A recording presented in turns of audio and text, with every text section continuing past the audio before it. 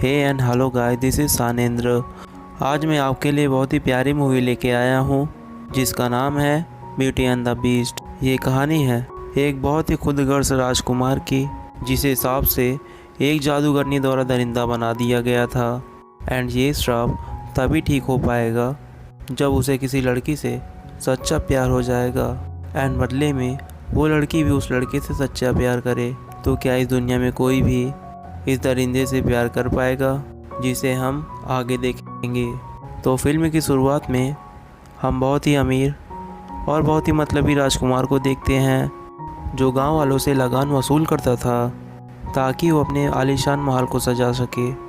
And इसी महल में वो दावत रखता है और जहां सिर्फ और सिर्फ खूबसूरत लड़की आ सकती थी। एंड हमेशा वह ऐसा ही किया करता था।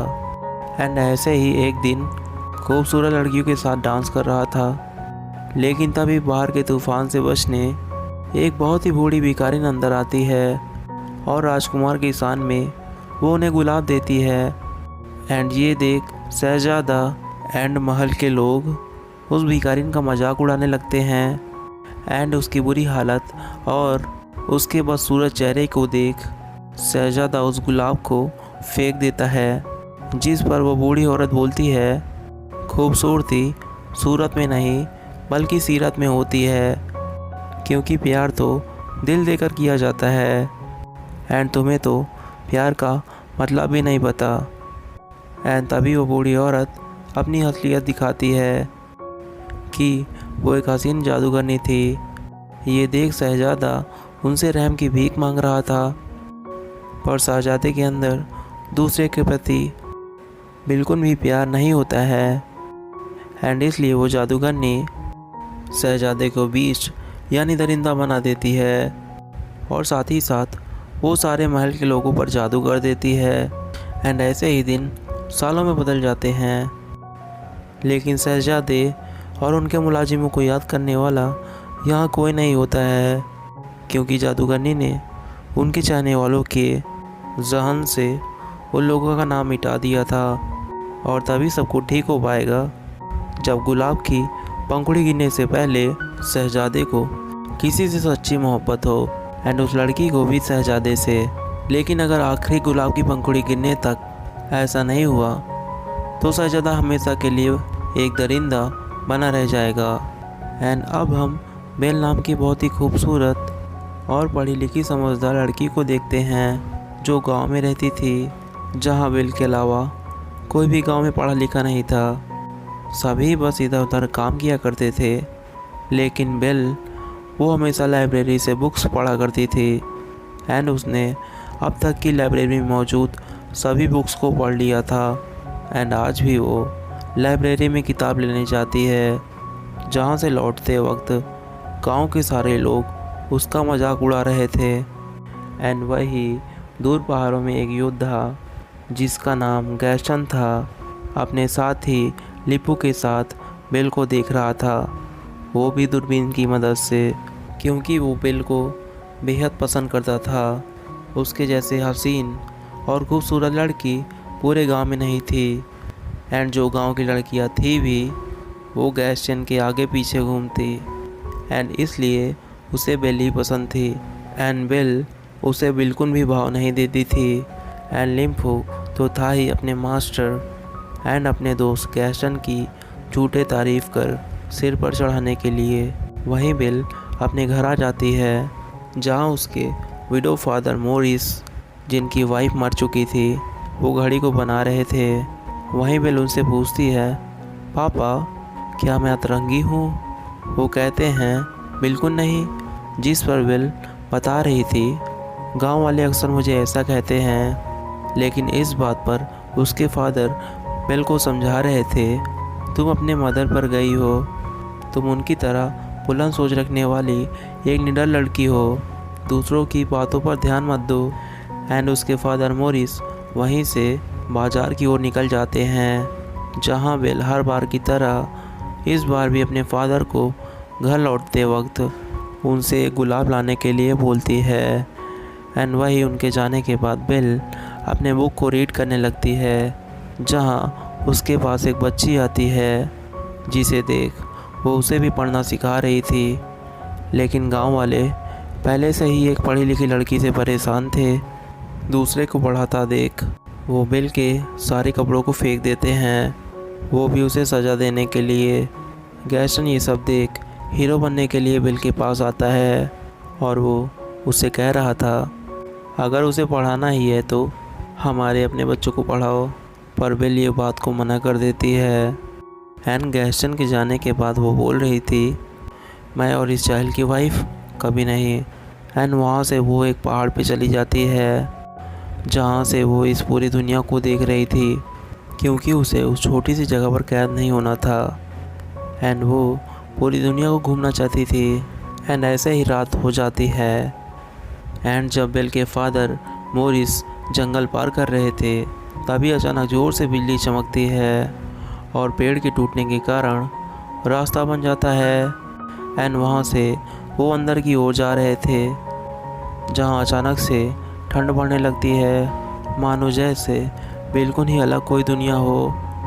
और तभी कुछ खूंखार भेड़िए उन पर और उनके घोड़े पर अटैक कर देते हैं। एंड उनसे बचने के लिए वो दोनों भागते हुए एक कैसल तक पहुंचते हैं जहां पर एक बर्फ़ से ढका भव्य महल था। तो घोड़े को साइड में लगा उनके फादर मोरिस उस महल के ऑनर को पुकार रहे थे, हेलो क्या कोई है अंदर? लेकिन सामने से कोई आवाज़ नहीं आती। तो वे आसपास देख रहे थे एंड वहीं पर हम घड़ी एंड कैंडल स्टैंड को बात करते हुए देख पाते हैं, यानी कि ये वही महल था जहाँ शाप से जादूगरनी ने सभी लोगों को कुछ न कुछ चीज़ों में बदल दिया था। मॉरिस दोनों की आवाज़ सुन किचन तक जाता है जहाँ पहले से स्वादिष्ट खाना बना हुआ रखा हुआ था और वो बैठकर खाने जा रहा था। लेकिन तभी एक चाय का कप उनके सामने आकर बैठ जाता है और वो कह रहा था आप मुझे पी सकते हैं। एंड ये देखते ही मॉरिस उल्टे पैर भागते हुए अपने घोड़े को लेकर वहाँ से निकल जाते हैं, क्योंकि ये कोई जादुई जगह थी। एंड बाहर के रास्ते कई सारे गुलाब के फूल थे एंड इसलिए वो अपने बेटे के लिए एक फूल को तोड़ने जाते हैं। लेकिन तभी अचानक वही बीस्ट आकर उन्हें पकड़ लेता है और अपने साथ ले जाता है। एंड दूसरी ओर वो घोड़ा डर के मारे भागकर अपने गांव आ जाता है। एंड उस घोड़े को अकेला देख बेल तुरंत उस घोड़े पर सवार होकर उस जंगल को पार करते हुए उस कैसल तक पहुंच जाती है।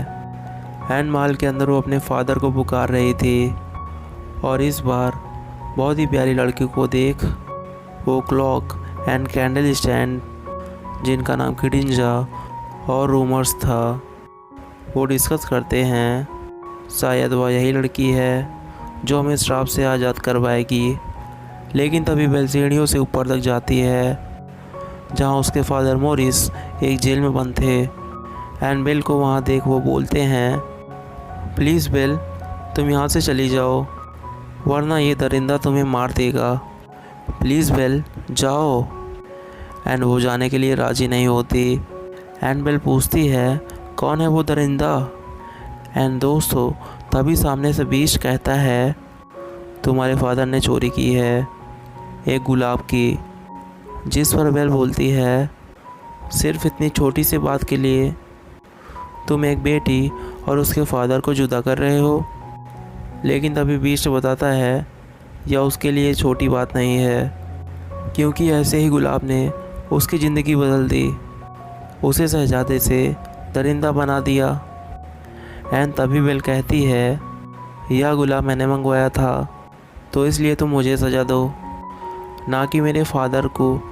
जिस पर बीस्ट कह रहा था ये सज़ा उम्र कैद है, तो क्या तब भी तुम अपने फादर की जगह लेना चाहोगी?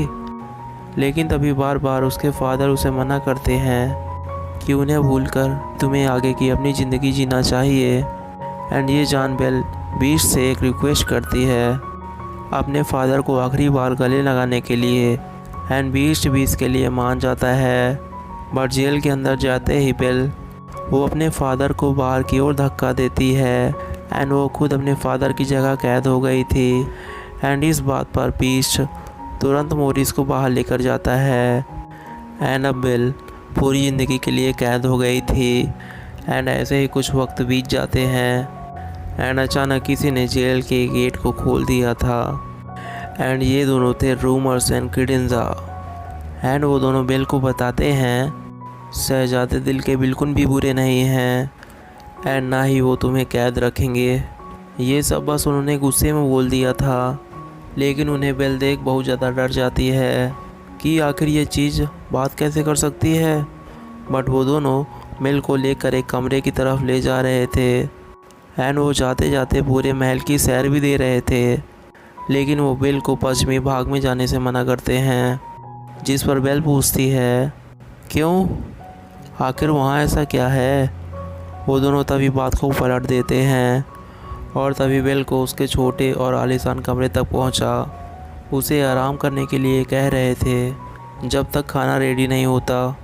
एंड वहाँ एक जादुई झाड़ू एंड एक चलती फिरती अलमारी भी थी जो कमरे को साफ कर रही थी और बेल को राजकुमारी के कपड़े पहना देते हैं। पर तुरंत ही बेल विंडो के पास आकर नीचे की तरफ देखती है कि ये महल कितना ज़्यादा बड़ा था। एंड दूसरी तरफ गैस्टन और गांव वाले आपस में बात कर रहे थे। तभी गैस्टन का दोस्त लिम्प उससे कहता है क्या हुआ, अगर बेल तुमसे शादी नहीं करना चाहती, तुम्हारे लिए तो और भी खूबसूरत लड़कियां बैठी हुई हैं। पर गैस्टन को तो सिर्फ़ और सिर्फ बेल ही पसंद थी। गैस्टन का मानना था कभी भी हमें हार नहीं मानना चाहिए, हमें अंत तक शिद्दत के साथ मेहनत करनी चाहिए, सफलता अवश्य मिलती है। लेकिन तभी उसी वक्त बेल के फादर मोरिस भी आ जाते हैं जहां वो उन सब गांव वालों से मदद मांग रहे थे अपने बेटी को बचाने के लिए, क्योंकि उसे बीस्ट ने अपने महल में फंसा रखा है जो कि एक बर्फीली जगह थी। एंड ये सब सुन वहाँ के सारे लोग उन पर हंस रहे थे कि भला जून के मंथ में कैसे बर्फ़ आ सकती है। तो मैंने मूवी को 2 पार्ट में डिवाइड किया है एंड मैं सेकेंड पार्ट जल्दी अपलोड करूँगा। तब तक के लिए thanks for watching my video. Have a good day and please subscribe the channel if you want to see the part 2।